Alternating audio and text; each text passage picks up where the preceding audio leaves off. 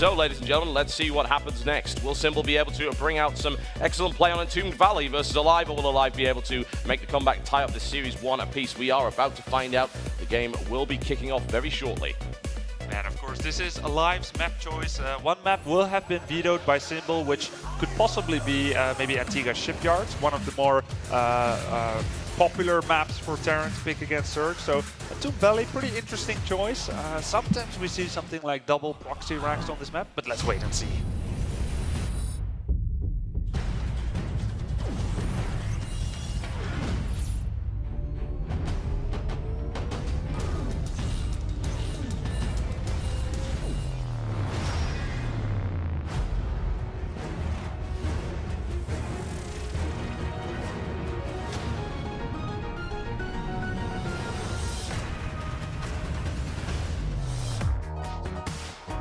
Welcome to IPL 5, Entombed Valley. Oh yes, folks, a map where aggression has been known to come out of the gate very, very quickly, and let's see if that happens. Currently up 1 game in this best of 3 series. In the southwest corner, in the red trunks, it is...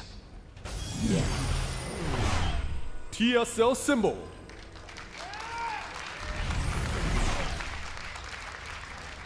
Looking to show his prowess once again after already a fiery start in this tournament representing TSL. But his opponent is certainly no pushover. He is, of course, the IPL 4 champion. However, this time he is fighting from behind. In the northeast, in the blue trunks, playing Terran, it is... Fnatic Raid Call aLive.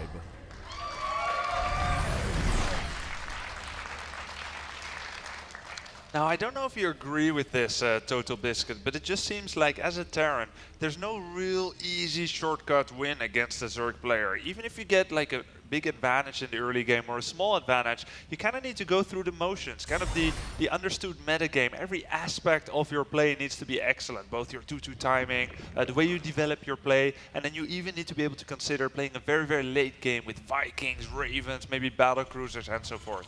I would tend to agree. I feel that at the moment, TvZ is a match that's played in stages, and the death blow that used to exist maybe a year ago, 2 racks was considered for a while to be a death blow move. You could just win on proxy 2 racks, as simple as that. Whereas these days, you don't generally see any player at the top level win with proxy 2 racks. Usually, he just does a significant amount of damage with it, and then he has to keep playing, and keep working his opponent.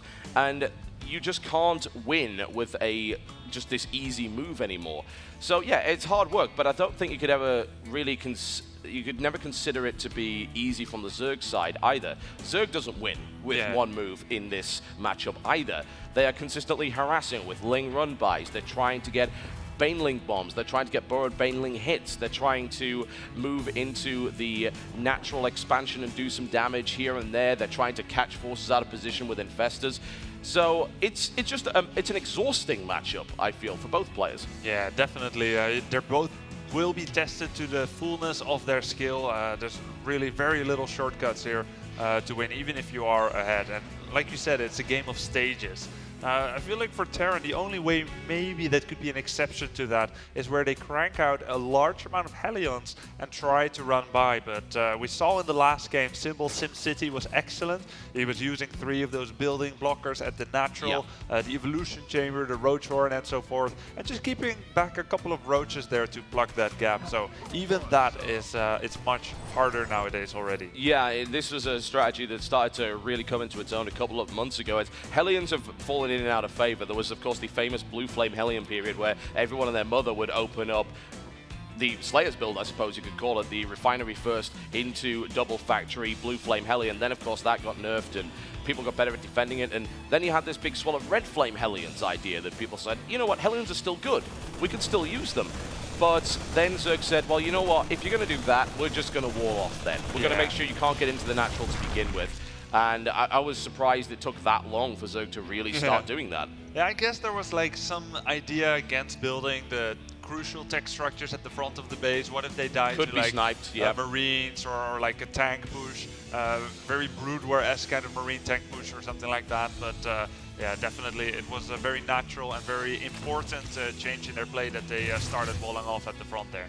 Certainly, and of course the fact that Queens were buffed in the way that they were does mean that Hellions got a little bit of trouble. They used to be able to just run around with impunity. It was actually infuriating to watch, even as a Terran player, watching the Zerg try to chase around Hellions with a range 3 Queen was irritating. Speaking of Queens, Symbol is going seriously Queen heavy this time around, and I've told you this before, he has so many builds, it's just ridiculous. It's like he has all of the builds of all of the TSL Zergs and then a bunch more that he can just pull out at his disposal. He's going 6 Queens very, very early on 2 bases. Yeah, perhaps, oh, look at that, finding that drone. Very nice find there by aLive. A very cute play there where he has that bunker on the natural ramp. On the 3rd ramp, I should say, and to try and deny possibly any early drone coming there as well. Now, Symbol perhaps recognizing that it would be more difficult to take an early 3rd, did that drone trick, but apparently aLive knew about it, and also that is why he's going for so many Queens. 6 Queens, recognizing it would be harder to wall off this natural ramp and trying to push out that creep. And look what an early lead Symbol already has on that creep flower extending into the map. This is going to get crazy, actually. He's going to be extending towards the center of the map, and at this rate, he could probably be at Zelnaga within 2 minutes. That would be ridiculous to watch, but certainly by no means at all unrealistic. We are going for 1-1 and fairly late speed right here. I'm interested to see what aLive's move is, because he's going to go for another command center. He is, by the looks of it, going to grab some Hellions, and he's also putting the starport into play as well. Yeah, so far there's 4 Hellions on the field. I'll be curious to see if he's making any more. He looks to be going once again for a very dedicated bio play, that 3rd command center. The starport's on the way, as well as double engineering bay just being started. So these 4 Hellions, they're just to provide some harassment. I wouldn't say that their role of stopping or killing creep tumors is going to be quite as easy in this game as we sometimes do talk about. Not with 4 Queens on the map. That just ain't going to happen. This is a really curious defensive setup, actually, from Symbol. It's not something I see an awful lot, but it's cool.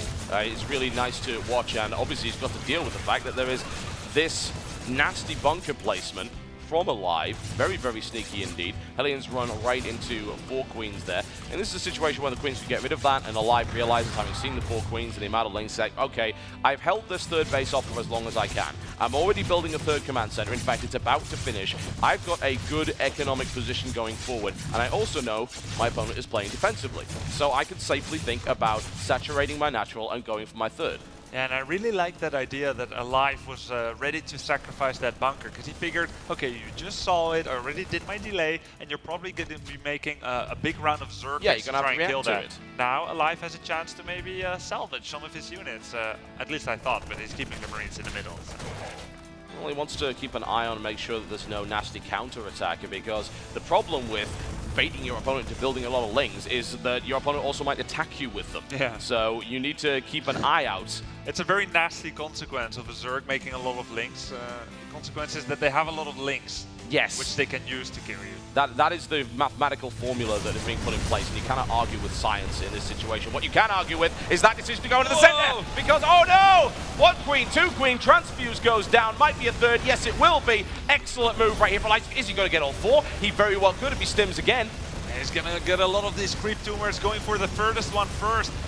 Very, very nice move there. Many creep tumors. So much hard work for Symbol is being undone. He must be so annoyed. That is really irritating to see, and unfortunately the Banelings aren't going to be ready in time. Scan goes down. Lings managed to make their way through there, but are shut down completely.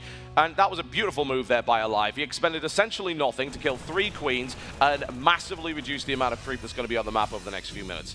And, Symbol is going to have to start almost from scratch. I wonder, does he still have 1 life? Yeah, he still has 1 life creep tumor in the middle of the map. That's a small bonus. And he has also extended a creep highway across this hidden base here, this inaccessible base with that Overlord vision and creep spread. Very nice move here by him, and that means that he's still at the halfway mark there on the left side. But hold the phones for now. The Zerglings are following the Marines and the Hellions. The Hellions can't get any shots off because of the way that aLive is doing this stutter step. He's sneaking out of there, and that is aLive stutter step micro in action. Beautiful, beautiful performance there from the Terran player. Gets out of there, no problem at all. Symbol blocking off the 3rd base, as he has a tendency to do. Going for Hive at the 12.5-minute mark.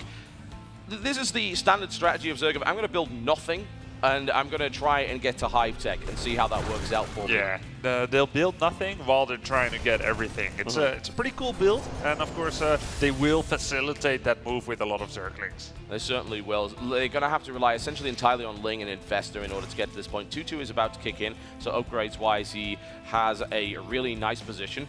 But I am concerned about the number of Marines on the map. And do you see the 3 magical upgrades, Grubby, for the Terran player?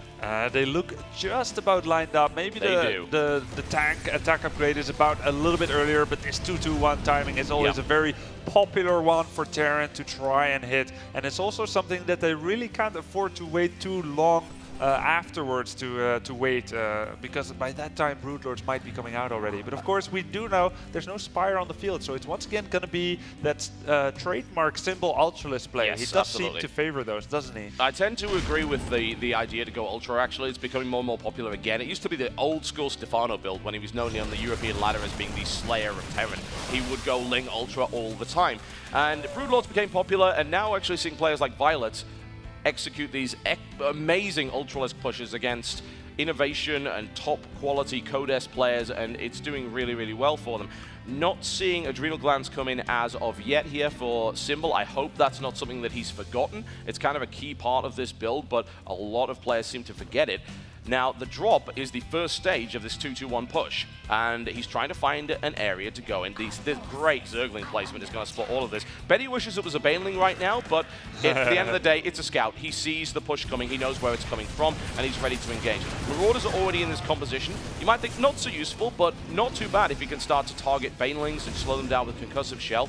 So it's definitely not the worst thing to have in there, and he's going to need to prepare that anyway for the inevitable Ultralisk push. Currently, this drop has done precisely nothing. There's a significant amount of units at the back there. They could be added to this force, but here is the drop finally. He manages to make his way in there. Ling's already there to respond, but a great position there from aLive. This is going to be a very efficient trade for him. And now the side flank is coming in from Symbol. He once again has a low amount of investors, but he has a lot of Banelings, and they are connecting with the tanks and the Marines, and it looks like there's just way too much here for Symbol.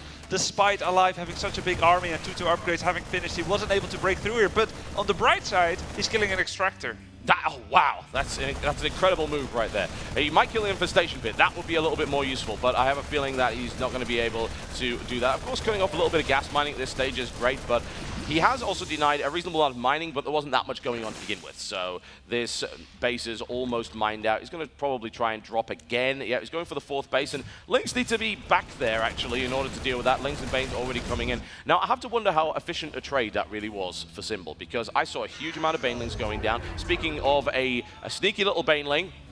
Oh, not ideal. That was unfortunate. There was too much going on the map. There's another drop there in the natural base there, as we see right now. Of course, aLive, very easy. Oh, he's going to move over the Banelings again. The question is, will it connect? They did not connect. No Banelings. But there'll be another chance if aLive wants to go on the offensive again. Yeah, if it keeps going that way. I just wanted to point out that very easy to miss, but actually aLive, he hasn't made an SCV for about 5 minutes already. He went to about 58, 61 SCVs, and he's been content to kind of stay there. So he tried to maximize as much as possible in his army, and it's going to probably rely mostly on mules as he makes command centers here. I'm a little concerned about Symbol's drone count at this stage. It's pretty low. The harassment has been going on for quite some time already, and it has wasted a lot of mining time. He's on 4 bases with only 62 drones, which is not a huge number there, but of course he wants a big army as well. He's not getting that army as quickly as he otherwise would have been able to. His Ultralisk count is a little lower than I would like, and I believe he's still missed out on the Adrenal Glands upgrade, which is kind of critical at this stage. Ah, yeah, that Adrenal Glands upgrade. Indeed, he does not have it. Such a good upgrade, and surprisingly often forgotten. Of course, if you don't know what it is, it's a faster attack upgrade, faster attack speed on Zerglings. Yep, so 25% extra damage, essentially, if they're able to connect and actually continue to hit the opponent. That is a scary force in the middle there. It really, really is. aLive doesn't want to engage at this stage. He kind of went with this 2-2-1 timing push, and it got pretty much crushed, but he also killed a lot of units So the trade was not exactly all that efficient for Symbol. If he can get his drone count up again, then he'll be able to mine a lot, but he doesn't want to do that. He wants this big army. He's got 114 links. He's got 25 banelings, a really crazy low infestor count, which is not something we see a lot, but here comes that huge engagement across the entire screen at this point. That was a great fungal there. The banelings connect very well indeed. The Ultralisks are rampaging. They're taking a lot of damage from the tanks up to the top there. Symbol wisely pulling back. Doesn't want to fight up that ramp. I don't blame him at all. Engagement-wise, I'd say the Terran actually came out ahead there. That was a lot of banelings invested to kill really only Marines. Didn't kill a lot of tanks either. The Marauder count's still pretty good too. Yeah, he had some really nice tanks positions there on the high ground. He pulled back most of his army, and the energies were still in full energy. Sorry, the infestors, because they couldn't get close enough to the big... Oh, the scan! Beautiful! Wonderful scan there by aLive. Picks off both infestors. The infestor count is now at 0. That is unfortunate indeed. There's the 5th base cancelled as regards to this drop, and aLive is all over the place right now. This is looking really strong for him. We've got an attempted transition to Broodlord coming in at this point, but that is not going to be happening anytime soon. The Ultralist count is still pretty high. He has gone with a huge round of drones because he realizes, I've got to transition. I need to do it quickly. I need to mine as much as I can to get that bank in order to transition out. But right now, he's got a great gas count, but he's actually minimal starved, if you can believe that. Yeah, of course, there's a lot of gas, like you said. Also, Symbol's making about 4 Corruptors right now, so once that Greater Spire finishes, he can morph in 4 Broodlords. But just 4 Broodlords might not be enough to counter 50 Marines that are on the field. I don't think so, but that was a nice fungal, which means he's going to get a couple of tanks for free. That was nicely done charging it. They ran a second great fungal, and he might not have a lot of infestors, but he engages very efficiently with them. But these Ultras don't have the surface area. That was an awkward engagement angle. In the meantime, that Ling run by has forced that command center to lift up. Another Ling run by comes in to try and destroy the 3rd base. Not quite enough Lings, and still hasn't got that adrenal gland upgrade. That could be so crucial here. Actually, I think the command center died, and this was supposed to be the 5th base.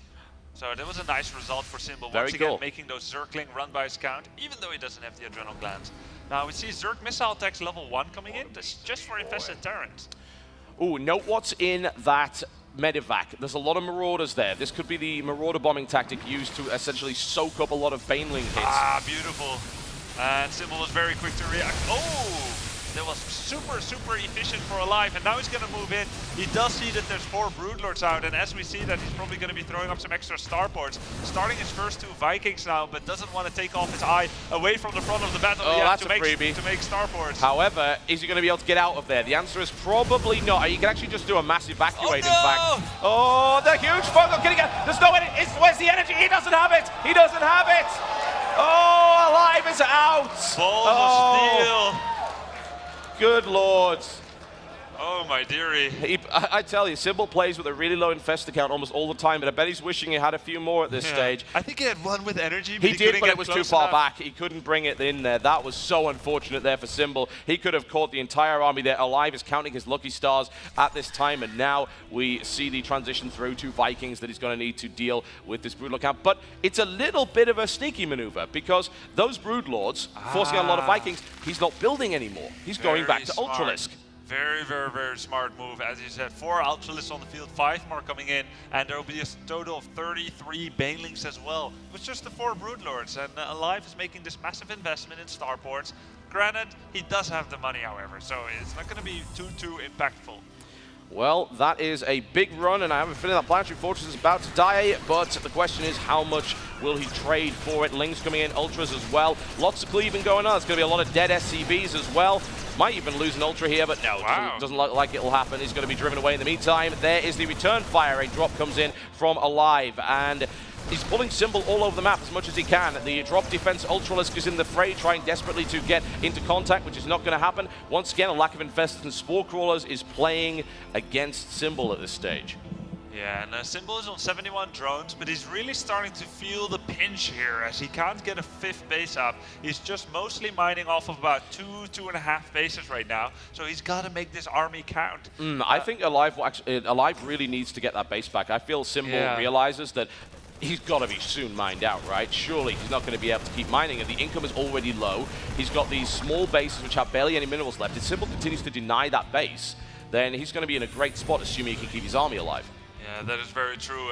Now there's a massive amount of Vikings on the field. He's got 13 Vikings against just the 4 Broodlords. Very nice ploy there by Symbol, as it looks like he might be ready for the kill, but he's a very patient player. Yeah, he needs a good engagement here. The question is he going to actually be able to get it? He's going for it right now. The Ultralisks are not in a great position. The tanks are, on the other hand, doing significant damage. He's managed to get around the side. He get another fungal. Right there, it's a huge one. It's absolutely massive. He's got a lot more infestors this time around. And Symbol is able to crash through, but huge damage on both sides. But look at that Remax. 7 Ultralisks in production right now. And aLive not able to get his army back on the field.